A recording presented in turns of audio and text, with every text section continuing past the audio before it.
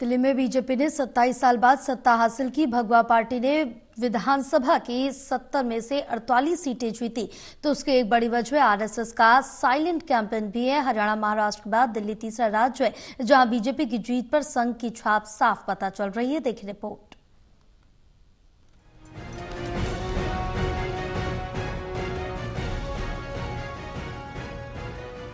दिल्ली विधानसभा चुनाव 2025 में भारतीय जनता पार्टी ने ऐतिहासिक जीत दर्ज की है।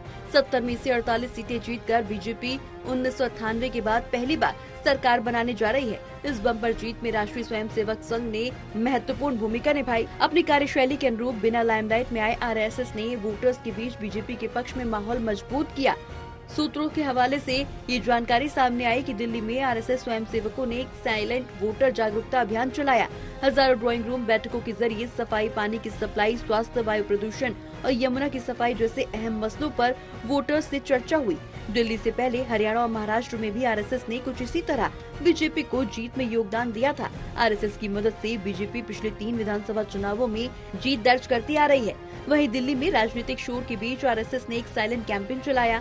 ड्राइंग रूम बैठकों में आम आदमी पार्टी के शासन मॉडल की तुलना बीजेपी से की गई। स्वयंसेवकों ने आप के खिलाफ भ्रष्टाचार के आरोपों और अरविंद केजरीवाल के नेतृत्व वाली पार्टी द्वारा किए गए अधूरे वादों पर चर्चा की।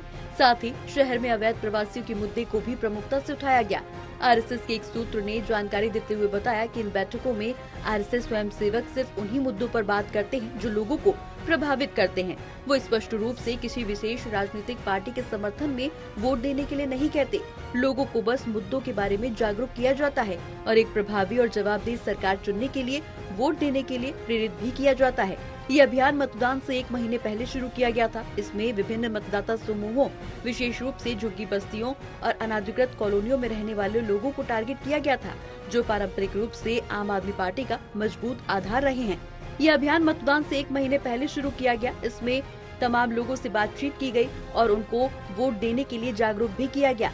बता दें कि लोकसभा चुनाव में बीजेपी के अपेक्षाकृत कमजोर प्रदर्शन के पीछे आरएसएस के कार्यकर्ताओं का उत्साह कम होना एक कारण माना जा रहा था। इसकी एक बड़ी वजह ये भी थी कि बीजेपी अध्यक्ष जेपी नड्डा के बयान से संघ कार्यकर्ताओं को हतोत्साहित कर दिया गया।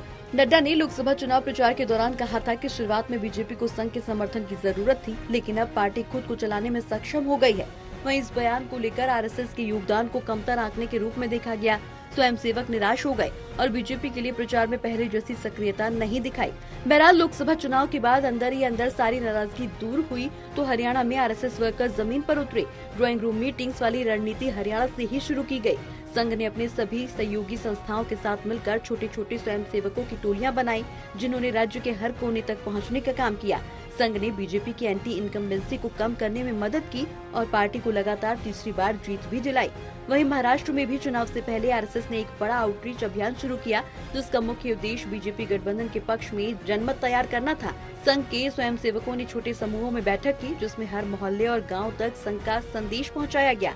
इन बैठकों में राष्ट्रीय मुद्दे, हिंदुत्व, सुशासन, विकास, जन कल्याण और स्थानीय मुद्दों पर चर्चा की गई। हालांकि इन चर्चाओं में बीजेपी का सीधे तौर पर प्रचार नहीं किया गया।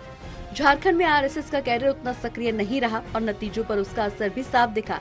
वहां विपक्ष का इंडिया गठबंधन सरकार बनाने में कामयाब रहा, जिसके बाद हरियाणा, महाराष्ट्र और दिल्ली में जीत से ये साफ हो गया कि आरएसएस का समर्थन बीजेपी के लिए अब भी चुनावी सफलता की कुंजी है। अगर संघ सक्रिय रूप से जमीनी स्तर पर काम नहीं करता तो शायद बीजेपी को इन राज्यों में उतनी बड़ी सफलता नहीं हासिल हो पाती। National desk report, total news.